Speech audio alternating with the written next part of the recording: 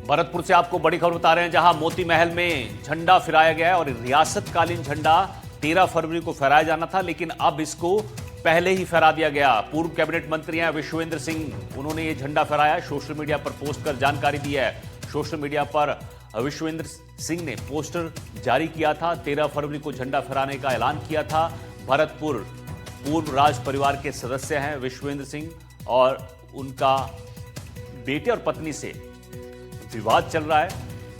उनके बेटे अनिरुद्ध सिंह ने यहां पर तिरंगा झंडा फहराया था और अब यहां पर विश्वेंद्र सिंह ने रियासतकालीन झंडा फहराया है। तो ये लंबा विवाद है और आज यहां पर एक बार फिर बड़ा अपडेट आपको बता रहे हैं कि 13 फरवरी को जो झंडा फहराने का ऐलान किया गया था, अब उसको पहले ही फहरा दिया गया, यानी 11 तारीख को ही इस झंडे को फहरा दिया गया है। ये तस्वीरें आपको दिखा रहे हैं, रियासतकालीन झंडा जो है वो यहां पर फहराया गया है।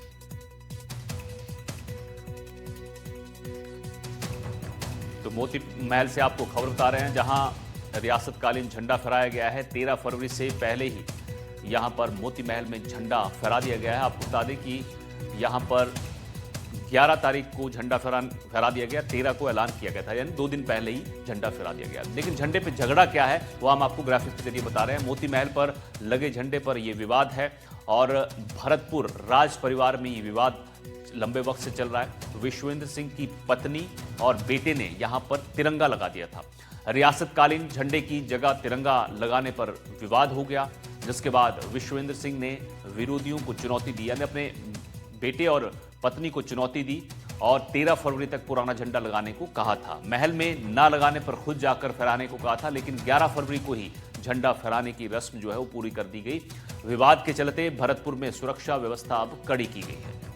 तो ये पूरा विवाद आपको ग्राफिक्स के जरिए हमने समझाया और हमारे सहयोगी ललितेश कुशवाहा भी भरतपुर से जुड़े हैं। ललितेश, जरा अपडेट दीजिए, 11 तारीख को ही झंडा फहरा दिया गया, रियासतकालीन झंडा, ये 13 तारीख को फहराया जाना था। अब यहाँ पर सुरक्षा व्यवस्था भी कड़ी की गई है और ये भी बताइए कि अनिरुद्ध सिंह की तरफ से कोई रिएक्शन इस झंडा फहराने के बाद?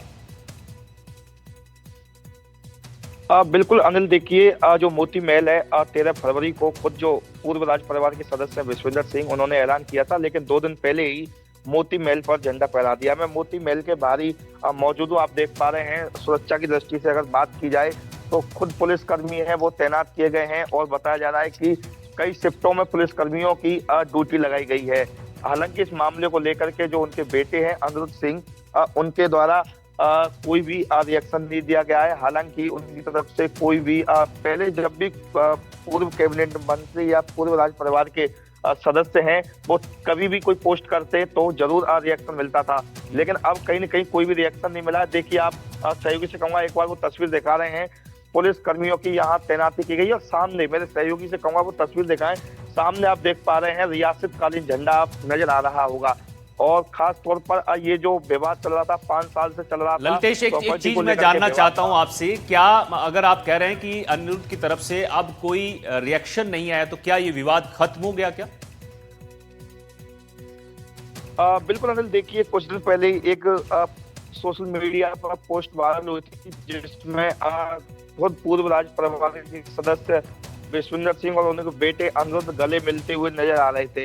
हालांकि ये अगर चर्चा का विषय बना हुआ है कि उनकी तरफ से रिएक्शन नहीं आया गया है, तो इस मामले को यही समझा जा रहा है कि मामला है वो सुलझ गया है, अब कोई विवाद देखने को नहीं मिलेगा।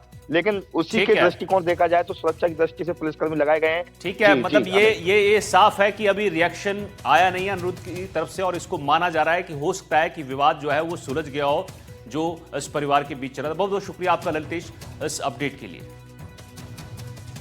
चलिए आगे बढ़ते हैं।